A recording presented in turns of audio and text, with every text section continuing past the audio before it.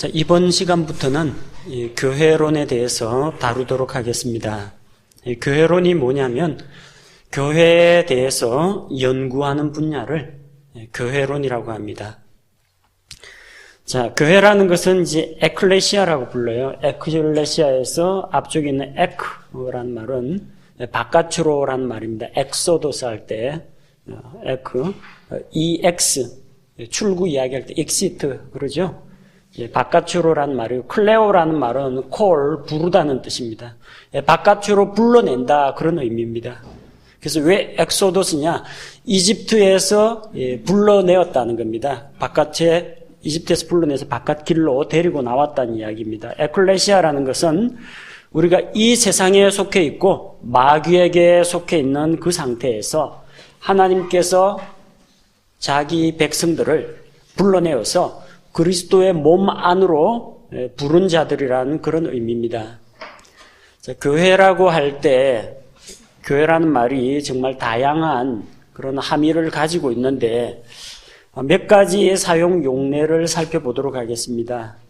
우선 우리 이 동네 주변에는 교회가 몇 개가 있습니다. 그렇게 이야기할 때 특정 지역에 있으면서 같은 신앙 공동체로서 목표를 가지고 살아가는 구원받은 성도들의 집합체를 가리켜서 교회라고 합니다. 흔히 말하는 지역교회죠. 성경에서 말하는 그런 교회 개념 중에서 지역교회가 여기에 해당됩니다.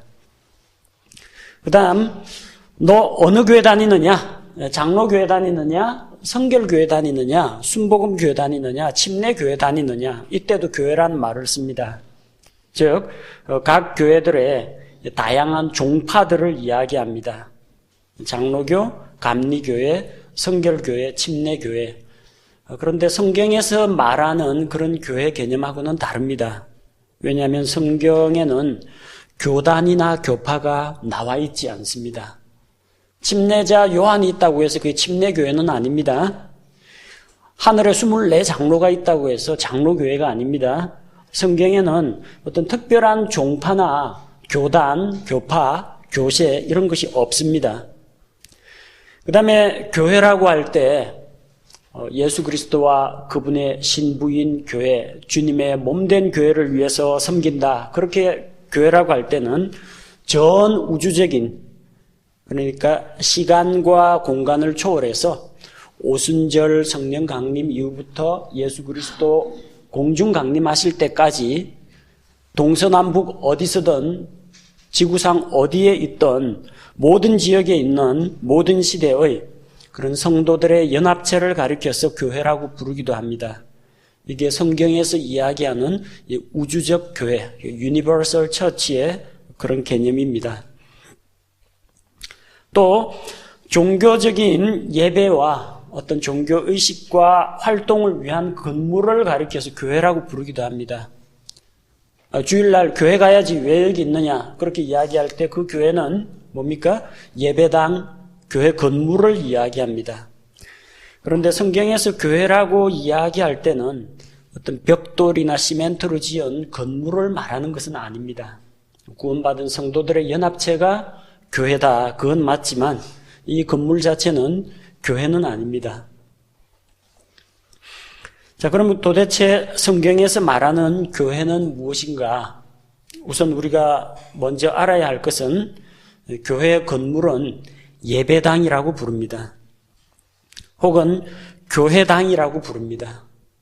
실제로 우리 한국에서도 60년대, 70년대까지만 하더라도 교회라고 안 불렀습니다. 예배당이라고 불렀어요. 예배당, 교회당. 그렇게 절에서 법당 그렇게 이야기하는 것처럼 교회당, 예배당 그렇게 불렀어요. 건물입니다. 교회는 그러나 이런 건물이 아닙니다. 어느 교회 할 때 건물을 말하는 것은 아닙니다. 특히 이 교회 건물을 가리켜서 요즘 좀 규모가 큰 그런 교회에서는 성전이라고 많이 부릅니다. 성전, 교육관, 별관 이런 식으로 부르는데 어느 지역에는 대성전도 있고요. 그 다음에 분당, 의정부 이런 쪽에 지성전이 있어가지고 무슨 각 지역마다 성전들이 다 있어요. 분당 성전, 의정부 성전, 수원 성전, 부산 성전 하는데 신약교회는 성전이 없습니다. 성경에서 성전이라고 이야기할 때는 두 가지 의미로 사용됩니다. 하나는 예루살렘에 있는, 이스라엘 땅 예루살렘에 있는 그 성전을 가리켜서 솔로몬의 성전, 스룹바벨 성전, 그걸 이야기할 때 성전이라고 부릅니다. 그리고 또 한 번 성전이라고 할 때는 믿는 자들의 몸이 성전이라고 합니다. 너희 몸이 하나님의 성령께서 거하시는 성령님의 전인 줄 알지 못하느냐. 또 너희는 예수님의 핏값으로 값을 주고 사신 것이 되었고 너희가 하나님의 성전이다. 하나님의 성전인 것과 하나님의 성령께서 너희 안에 거하시는 것을 알지 못하느냐. 우리 믿고 구원받은 성도들의 몸이 성전이라고 했습니다. 벽돌, 콘크리트, 시멘트 건물은 성전이라고 부르지는 않습니다. 자, 첫 번째로 우리는 교회는 건물이 아니다. 그래서 교회 성장이라는 것은 뭐예요? 믿고 구원받은 혼들의 숫자가 늘어나고 그들이 믿음 가운데에서 영적으로 건강하게 성장하고 삶이 변화되는 것. 이게 교회 성장입니다. 교회 성장이라는 게 이런 단층짜리 건물을 10층짜리 건물로 수십억짜리 건물로 건물 키우는 것이 교회 성장이 아니라는 겁니다. 또한 교회는 사람들이 모여서 만든 조직체나 기구가 아닙니다. 일반적으로 교회 안에는 여러 조직 부서들이 있습니다. 유년주일학교가 있고 학생회가 있고 청년회가 있고 남전도회가 있고 여전도회가 있고 구제부, 봉사부 이런 각종 부서들이 다 있습니다. 근데 이런 부서들이 모여가지고 교회를 구성하는 게 아닙니다. 교회 조직표, 교회 구성표 보면은 이런 조직을 말하는 사람이 있는데 이 조직이라는 것은 주님의 몸된 그런 교회가, 신약 교회가 예수 그리스도의 말씀을 따라서 활동을 하기 위해서, 교회 활동을 효율적으로 하기 위해서 만들어 놓은 것이지 그 모임이나 조직 자체가 교회는 아니라는 겁니다. 자, 그러면 교회는 무엇인가? 예수 그리스도를 구세주로 믿고 고백하는 신자들의 모임이 교회입니다. 주님께 대해서 같은 믿음의 고백을 하는 자들의 연합체가 교회라는 겁니다. 곧 교회는 믿는 성도들의 모임이라고 보시면 됩니다. 교회가 언제 시작이 되었느냐? 마태복음 16장에서 예수님께서 교회를 세우겠다라고 계획을 하시고 선포하실 때 이미 예수님께서 교회에 대한 그런 계획을 잡아두셨습니다. 자, 마태복음 16장 18절에서 예수님께서 또 내가 내게 이르노니 너는 베드로라. 이 반석 위에 내가 내 교회를 세우리니 지옥의 문들이 그것을 이기지 못하리라고 주님께서 말씀하셨습니다. 내가 내 교회를 세운다고 했습니다. 내가 누굽니까? 예수님입니다. 예수님께서 교회를 세우신다고 했습니다. 교회는 목사가 세우는 게 아닙니다. 또 성도들이 합심해가지고 교회를 세우는 게 아닙니다. 물론 목회자나 성도들이 의견을 나누고 교회를 결성하겠다 그렇게 계획을 세울 수는 있지만 실제 예수 그리스도의 몸인 교회는 누가 세우시느냐? 예수님께서 세우십니다. 그래서 예수님께서 내 교회를 그렇게 말씀하십니다. 내 교회를 세운다고 했어요. 내 교회. 교회가 예수 그리스도의 소유라는 이야기입니다. 교회는 목회자의 것이 아닙니다. 집사들의 것도 아닙니다. 교회는 친교회나 혹은 교단, 재단의 소유가 아닙니다. 교회는 주님의 소유라는 겁니다. 우리가 이 사실을 인정해야 합니다. 내 교회, 우리 교회 하는데 그 교회의 주인이 누구냐는 겁니다. 어떤 카리스마 있는 목회자들은 내 교회, 내 양 그런 식으로 부릅니다. 그러나 주님의 교회요, 주님의 약물이지 목회자의 교회는 아닙니다. 어떤 사람들은 그냥 우리 교회, 그래서 회중교회를 지향하는 데서는 우리 성도들의 교회라고 이야기합니다. 그러나 회중들도 이 교회의 주인은 아닙니다. 교회의 머리요, 주인이 되시는 분은 오직 예수 그리스도라는 겁니다. 이 부분만 믿고 우리가 그대로 따르면 대부분 교회 안에서 일어나는 분쟁과 갈등은 거의 한 90% 이상은 거의 다 해결이 됩니다.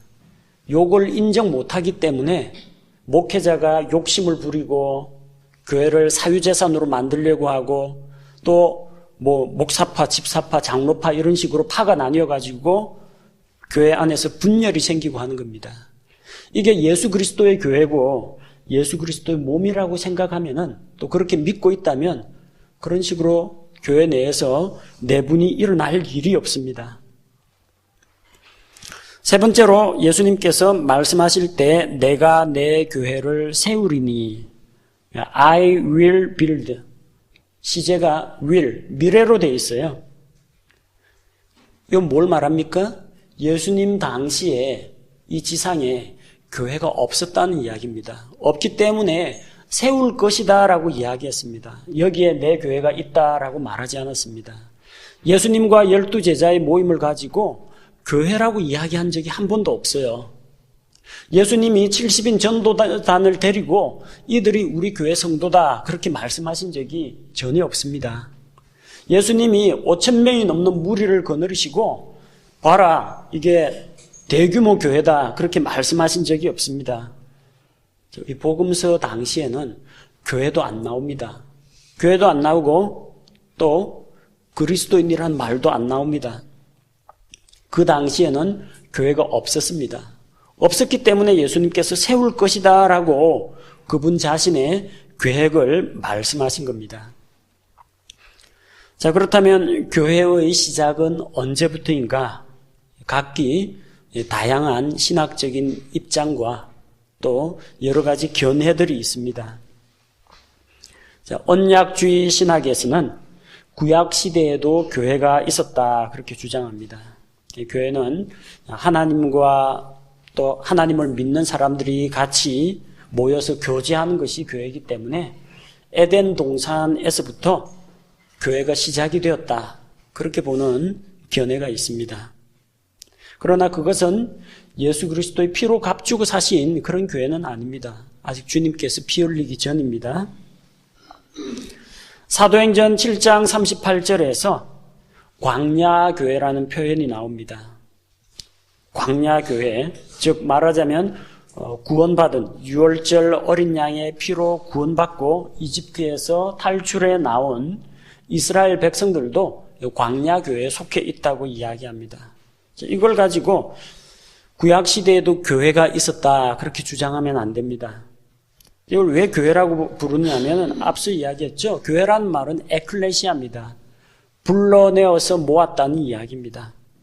어디서 불러냈어요? 이집트에서 불러냈습니다. 이집트에서 불러냈기 때문에 에클레시아 하면은 그냥 교회라고 번역을 할 수밖에 없어요. 또한 사도행전 19장 37절에 보면 사도행전 19장 37절에 보면은 거기에서도 또 교회라는 용어가 또 나옵니다. 자, 교회 물건을 탈취하지도 아니하고 너희 여신을 모독하지도 아니한 이 사람들을 너희가 여기로 끌고 왔느니라. 이 데메드리오라고 하는 다이아나 여신 신상과 그 우상의 집을 꾸미는 자들이 큰 소요 밀란을 일으켰죠. 사도 바울 때문에 이 문제가 불거진 겁니다. 그런데 치리자가 뭐라고 이야기합니까? 데메드리오와 그 일파에 대해서 에베소 사람들아, 이 사람들이 너희 교회 물건을 훔쳐가지도 않았고 너희 여신을 모독한 것도 아닌데 왜 이렇게 소동을 일으키냐는 겁니다. 그러면은 사도 바울 일행이 에베소에 있는 그 장로들이 시무하는 에베소 교회에서 뭔가를 훔쳐 나왔느냐? 그 의미가 아닙니다. 그 다이아나 여신 신상을 모시고 있는 그 종교 집단, 그걸 가리켜서 교회라고 불렀어요. 교회 물건. 왜? 우상숭배를 위해서 불러 모은, 자, 다이아나 여신 섬길 사람 다 모여라 해가지고 이렇게 불러내가 모은 사람들도 교회가 될 수 있다는 겁니다. 교회라는 것은 단순히 불러내어서 모으면 다 교회예요. 꼭 신약교회, 예수 그리스도의 몸인 교회가 아니라 교회는 그만큼 일반적이고 보편적인 용어로 사용되는 거라는 겁니다. 이걸 가지고 교회라고 부르면 안 됩니다. 사도행전 7장 38절에 광야교회가 있다고 해서 구약시대에도 교회가 있었다, 그렇게 부르면 안 됩니다. 우리가 말하는 이 교회는 뭐에 대한 이야기입니까? 예수 그리스도의 몸인 교회를 지금 다루고 있는 것이지 단순히 불러내어서 모인 회중을 말하는 게 아니라는 겁니다. 교회가 언제부터 시작이 되었느냐? 일부 침례교회에서는 교회는 침례자 요한 때부터 시작되었다, 그렇게 주장합니다. 다른 건 다 창시자들이 있어요. 장로교, 칼빈으로부터 시작됩니다. 감리교, 존 웨슬레부터 시작이 됩니다. 이런 각 교파들마다 그 시조가 있고 나름대로 신학 체계가 있고 창시자들이 다 있습니다. 근데 침례교만 보면은 누가 세웠는지 전혀 역사 기록을 찾을 수가 없습니다. 왜냐하면 이건 누가 세운 게 아니라 예수 그리스도와 사도로부터 면면이 이어져 내려온 교회이기 때문에 그렇습니다. 그런데 이 침례교회 중에 이 침례교회 자체에 대한 어떤 정체성, 우월감, 이런 것들을 가진 분들 중에는 침례교회가 지구상에 있는 모든 다른 종파보다도 가장 먼저 있었다, 그 주장의 근거가 뭐냐? 침례 성도들을 이야기할 때 우리가 베프티스트라고 부르죠. 그리고 우리 침례교회를 베프티스트 처치라고 합니다. 그런데 성경에 보니까 프레스비테리안이라는 이런 장로교회는 안 나오는데 베프티스트 존이 나온다는 겁니다. 침례자 요한이 나온다는 거예요. 침례자 요한을 베프티스트 존 하니까 침례 성도 요한, 침례교 신자 요한, 이런 식으로 이제 이해를 하는 겁니다. 그러니까 침례자 요한이 침례교회의 교조, 시조라고 보는 그런 개념입니다. 요한으로부터 침례가 시작되기 때문에 침례 요한을 침례교의 시작으로 본다는 겁니다. 근데 이 침례자 요한은 예수님보다 먼저 가서 예수님이 오실 길, 왕의 길을 예비하는 역할을 맡았습니다. 그리고 그는 구원의 복음을 전한 것이 아니라 회개의 침례를 베풀었습니다. 곧 왕께서 오신다.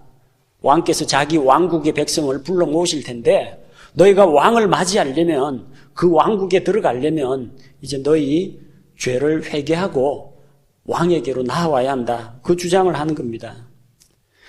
요한의 침례를 받은 사람들이 있습니다. 사도행전 19장에 보니까 침례자 요한의 제자가 있는데 복음에 대해서는 알지를 못합니다.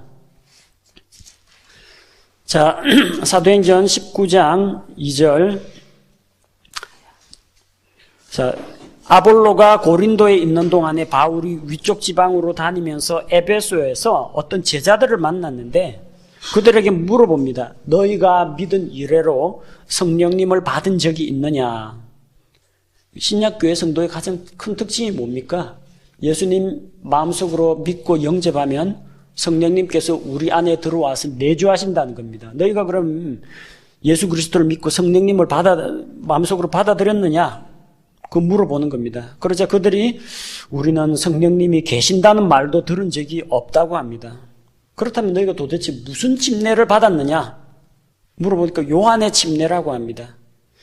그러자 바울이 요한이 회개의 침례를 주면서 백성들에게 자기 뒤에 오실 분 예수 그리스도를 소개했다, 그러면서 예수 그리스도에 대해서 알려줍니다.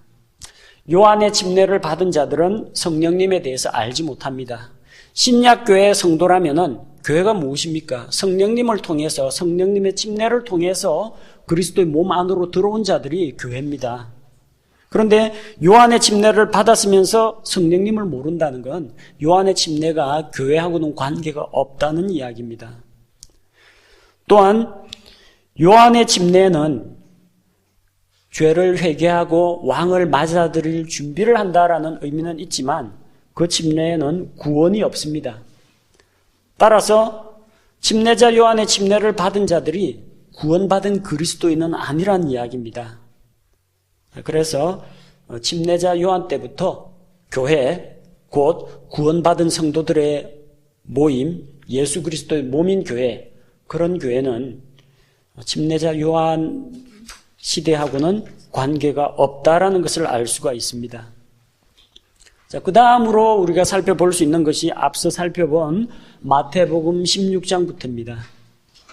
예수님께서 내가 내 교회를 세우리니 그렇게 말씀하셨죠. 예수님이 교회를 세우겠다라고 미래 시제로 말씀을 하신 겁니다. 미래 시제로 말씀하셨다는 것은 그 시기에 아직까지 교회가 없었다는 걸 이야기합니다. 그러고 나서 마태복음 16장 21절에서 그때부터 비로소 예수님께서 십자가의 죽음에 대해서 말씀하고 가르치기를 시작하십니다. 그때부터 예수님께서 자기가 반드시 예루살렘으로 가서 장로들과 수제사장들과 서기관들에게 많은 일들로 고난을 당하고 죽임을 당하며 셋째 날 다시 일으켜질 것을 자기 제자들에게 보이기를 시작하시니 이때부터 십자가의 죽음과 부활을 이야기하십니다. 그러니까 이때는 아직까지 예수님이 피를 흘리신 적이 없습니다. 자기 피로 교회를 사지 않았다는 이야기입니다. 곧 이 마태복음 16장부터 마태복음 28장 거기까지는 아직까지 신약교회가 등장하지 않는다는 겁니다. 또한 어떤 사람들은 바울이 사역의 방향을 이방인들에게로 전환한 때부터라는 그런 주장을 하는 사람도 있습니다. 한참 뒤로 잡는 거죠.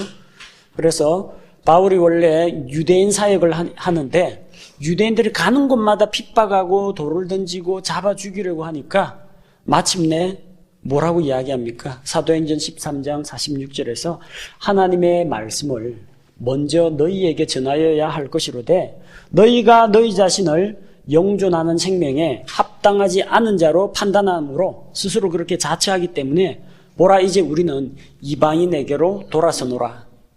그러면서 약속의 말씀, 그 말씀을 인용합니다. 내가 너를 이방의 빛을 삼아 땅끝까지 이르게 하리라. 그 말씀을 따라서 나는 이제 이방인 사역하러 가겠다고 선포합니다.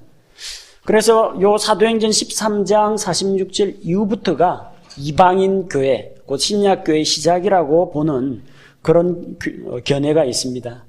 자, 그렇게 되면 또 어떤 문제가 생기느냐 하면 사도행전 13장이 나오기 전에 사도행전 8장에서 바울이 아직까지 사도가 되기 전입니다.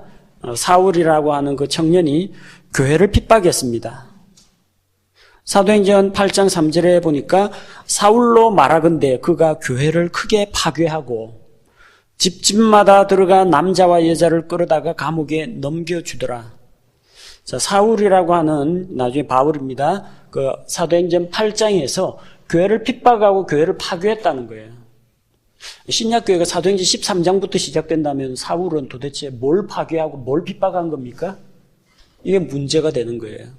그러니까 사도행전 8장 이 무렵에 사울이 핍박하고 파괴하는 그런 교회가 있었다는 이야기예요. 그러니까 사도행전 8장보다 이전이지 13장까지 가지 않는다는 이야기입니다. 그래서 이런 다양한 견해 주장이 있지만 우리가 이 주장이 맞으니까 나머지 주장들은 다 이단이다 그렇게 정죄하는 것이 아니라 무엇이 가장 성경적이고 무엇이 우리가 받아들이기에 가장 합당한가 그걸 찾아보자는 이야기입니다. 신약교회는 언제 시작이 되느냐? 전체적인 결론부터 이야기하자면 오순절 성령 강림 이후부터 신약교회가 시작이 됩니다. 만약에 예수님께서 지상 사역을 할 당시에 교회가 있었다고 하면은 그때 교회가 있었다고 하면은 그때는 구약시대죠. 예수님 마지막 단번 속죄를 드리고 부활하실 때까지 아직까지 구약시대입니다. 그렇다면 그 시기에 교회가 있었다면 구약시대이기 때문에 교회는 구약시대 율법을 지켜야 됩니다. 자, 마태복음 23장 2절에서 3절 보십시오. 이르시되 서기관들과 바리새인들이 모세의 자리에 앉아 있으니, 이 모세의 자리라는 게 뭘 말하느냐 하면 유대인들의 회당에 들어가면은 이 탁자가 있어요. 그리고 옆에는 성경을 보관하고 있는 성경 두루마리 보관함이 있고, 유대인 남자들은 누구든지 가서 거기서 이 회당 맡은 자에게 이 성경을 달라고 하면은 원하는 성경 두루마리를 펼쳐놓고 거기 있는 사람한테 성경 말씀을 강론할 수가 있습니다. 근데 주로 그 자리를 누가 차지하느냐? 서기관하고 바리새인들이 그 자리를 차지합니다. 그래서 자기들이 이제 교리 해설을 다 하고 막 말씀을 가르치고 그러는 거죠. 그 사람들이 이제 모세의 자리에 앉아 있습니다. 이 율법의 대변자가 됩니다. 그러므로 무엇이든지 그들이 너희에게, 그들이라는 건 서기관들과 바리새인들이고요. 너희에게라는 것은 예수님 제자들 이야기입니다. 예수님 제자들한테 뭐라고 했어요? 그 서기관들과 바리새인들이 너희들에게 지키라고 명하는 모든 것, 뭡니까? 구약의 율법, 모세의 율법은 지키고 행하라고 했습니다. 만약 예수님과 예수님 그 제자들이 그 당시 교회를 이루고 있었다면 예수님이 뭘 말씀하셨어요? 너희 교회들아, 서기관들과 바리새인들이 이야기하는 구약의 율법을 지키라, 그런 이야기가 되는 거예요. 교회가 구약의 율법을 지킨다라는 것은 우리가 알고 있는 이 성경의 일반 상식과 우리가 알고 있는 기본 교리와 도저히 맞지 않습니다. 교회는 율법에서 자유롭게 된 자들이에요. 그리고 율법을 지킬 의무가 없어요. 율법은 구약시대 유대인들이 지키는 것이고, 신약교회 성도들은 우리가 더 이상 율법 아래 있지 않고 은혜 아래 있다라고 했습니다. 만약에 신약교회가 예수님 지상사역 당시에 복음서에 있다고 이야기하면은 교회가 율법을 지켜야 된다는 이런 어처구니 없는 일이 생기는 겁니다. 또한 누가복음 24장 46에서 47절에서 복음의 내용이 무엇이라고 기록되어 있습니까? 예수 그리스도께서 십자가에 달려 죽으시고 대신 피 흘려 죽으시고 또 셋째 날에 살아나셔서 누구든지 그분의 이름으로 죄들의 사면을 받고 구원을 받는다는 그 소식을 복음이라고 합니다. 고린도전서 15장 3절에서 4절 말씀도 성경에 기록된 대로 예수 그리스도께서 우리 죄를 위해 대신 죽으시고 장사 지낸 바 되었다가 성경 기록대로 사흘 만에 다시 살아나사, 요게 복음이라는 겁니다. 복음은 예수 그리스도의 십자가 죽음과 부활 소식입니다. 근데 만약에 예수님이 십자가에도 아직 달리기 전인 복음서에 교회가 있었다면 그 교회는 예수님의 십자가 복음을 전할 수 없는 교회입니다. 이런 모순이 발생한다는 겁니다. 마태복음 26장에서는 주님께서 자신의 제자들과 마지막 만찬을 가지신 그 사건이 기록되어 있습니다. 그래서 마태복음 26장 28절에서 그들에게 포도즙이 담긴 잔을 나눠주시면서 그걸 받아 마시라고 하시면서 이 잔은 내가 내 피로 세우는 새 상속 언약이라고 했습니다. 주께서 자신의 피로 새 상속 언약을 세우신다고 했어요. 구약 시대에도 율법 시대에 모세가 하나님의 율법을 백성들에게 선포하면서 이 짐승의 피를 율법책과 백성들에게 뿌려가지고 언약을 맺었습니다. 그게 첫 번째 모세 언약입니다. 그런데 이제 그 율법이 부족한 점이 있고 불완전했기 때문에 완전한 것을 세우러 예수님께서 오셨는데 첫 상속 언약 대신에 이 새 상속 언약이 왔다는 겁니다. 근데 상속 언약은 언제 효력을 발휘하느냐? 이 상속 언약이라는 단어가 영어로 New Testament입니다. 그 옛 상속 언약은 Old Testament입니다. 자, 프라미스가 아닙니다. 이 테스트먼트라는 것은 쉽게 말하면 유언입니다. 유언. 그래서 일부 킹 제임스 번역 중에서 구약과 신약 대신에 옛 유언, 새 유언 이렇게 번역하는 것도 있습니다. 테스트먼트라는 것은 커버넌트라든지 프라미스가 아니고 상속 유언입니다. 테스트먼트입니다. 그래서 이 상속 유언은 언제 효력을 발생시키느냐는 겁니다. 히브리서 9장 16절에서 17절 말씀을 보니까 상속 언약은 상속 언약하는 자가 죽어야 효력을 발휘한다는 겁니다. 아버지가 아들들에게 누구한테는 집을 물려주고 누구한테는 돈을 물려주고 누구한테는 현금을 물려주고 유언장 다 작성했습니다. 자필로 작성하고 녹음했고 변호사 사가지고 공증까지 마쳤습니다. 금고에 보관해놨어요. 그 중에 아들이 아버지 재산 중에 일부를 나한테 상속해달라. 아버지 살아있을 때는 그 유언장은 효력이 없습니다. 아버지가 죽어야만 그 유언장이 효력을 발휘합니다. 아버지가 안 죽으면요, 그 유언장에 암만 기록되어 있어도 유산 상속 안 됩니다. 죽어야 효력을 발휘합니다. 상속 언약은 상속 언약하는 자가 죽어야 효력이 발휘됩니다. 예수님이 내 피로 새 상속 언약을 세우신다고 했죠. 그 마지막 주의 만찬 때 주님께서 피를 흘리셨습니까? 안 흘렸습니다. 언제 흘려요? 그 예수님께서 마지막 만찬 드시고 나서 가룟 유다에게 배반당해서 빌라도의 법정에 넘겨져서 십자가 형벌을 받으면서 그때 새 상속 언약의 피가 뿌려집니다. 곧 예수님께서 십자가에 달려서 새 상속 언약의 피를 흘리시고 죽으시기까지는 상속 언약은 효력을 발생시키지 않는다는 겁니다. 새 상속 언약은 신약입니다. 새 상속 언약, 신약입니다. 그럼 신약 시대에 신약 교회는 언제부터 시작이 되느냐? 새 상속 언약의 피가 뿌려진 이후부터 시작이 된다고 보는 것이 맞습니다. 따라서 복음서 시대에는, 이 복음서 안에는 교회가 나오지 않습니다. 그리스도인이란 말도 나오지 않습니다. 신약 교회는 예수님의 십자가 사건 이후에 시작된다는 걸 알 수가 있습니다. 자, 사도행전 20장 28절에서는 사도 바울이 에베소의 지역에 있던 장로들을 불러 모아가지고 마지막 밀레도에서 고별 설교를 합니다. 28절에 보니까 그러므로 너희 자신과 온 양떼에게 주의를 기울이라. 성령님께서 너희를 그들의 감독자로 삼으사 하나님의 교회 곧 그분께서 자신의 피로 사신 교회를 먹이게 하셨느니라. 하나님의 교회, 어떤 교회예요? 자기 피로 값주고 사신 교회입니다. 신약 교회는 반드시 예수님께서 피로 값주고 사신 교회라는 겁니다. 따라서 예수님이 십자가에서 피를 흘리기 이전에는 주님의 피로 값주고 사신 교회는 존재하지 않습니다. 복음서에 있던 예수님과 예수님의 제자들은 교회를 이룰 수가 없습니다. 왜? 예수님이 아직 피 흘려 죽지 않았기 때문에. 예수님께서 베드로나 요한이나 야고보를 피로 값주고 산 적이 없기 때문에 그들은 신약교회 성도가 아니라는 이야기입니다. 자, 그럼 예수님 십자가 사건 이후 예수님 죽으심 다음이라고 했는데 더 구체적으로 언제냐?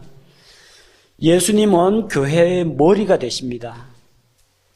그럼 도대체 언제부터 예수님이 교회의 머리가 되셨느냐는 겁니다. 에베소서 1장 20절 그리고 22절 말씀을 살펴보면 1장 20절에서 그분께서 그리스도를 죽은 자들로부터 살리시고 하늘의 처소들에서 자신의 오른편에 그분을 앉히실 때에 그 권능을 그분 안에서 발휘하사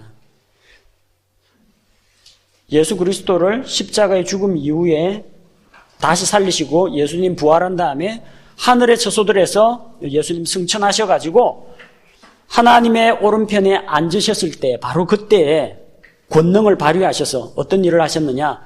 또 모든 것을 그분의 발 아래 두셨으며 그분을 모든 것 위에 머리가 되게 하사 교회를 위해 주셨느니라. 자, 예수님 교회의 머리가 된 게 언제부터입니까? 예수님 죽음과 부활과 승천하셔서 하나님의 왕좌 오른편에 앉으신 그 다음부터입니다. 그 다음부터 예수님이 교회의 머리가 됩니다. 말하자면 예수님이 승천해서 하나님 보좌 오른쪽에 앉기 전에는 어떤 교회가 있다고 하면 그건 머리 없는 교회입니다.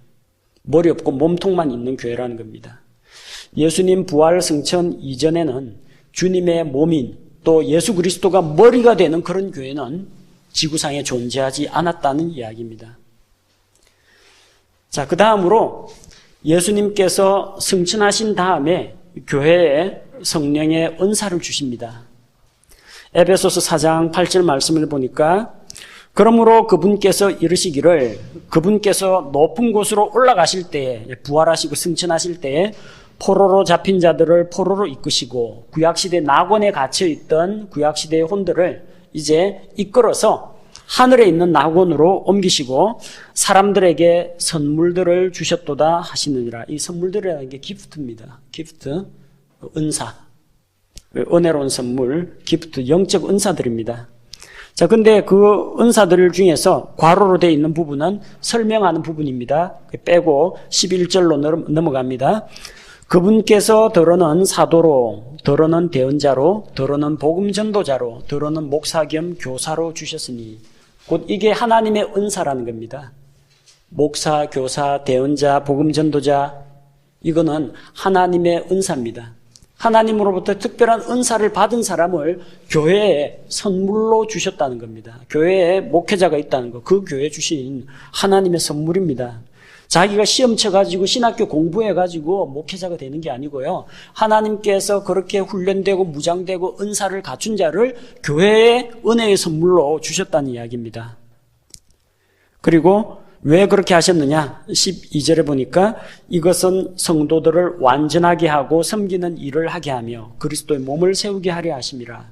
은사의 목적, 예수 그리스도의 몸인 교회를 세우도록 하신다는 겁니다. 예수님께서 승천하신 이후에 교회에다가 성령의 은사를 주셨습니다. 은사를 받은 사람도 선물로 주시고 각 성도들에게 섬기는 은사, 긍휼의 은사, 다스리는 은사, 이런 은사들을 나눠주셨다는 겁니다. 만약에 예수님이 하늘로 승천하시기 전에 어떤 교회가 있었다면 그 교회는 성령님의 은사가 없는 교회입니다. 그런 문제점이 발생합니다. 교회는 어떤 곳입니까?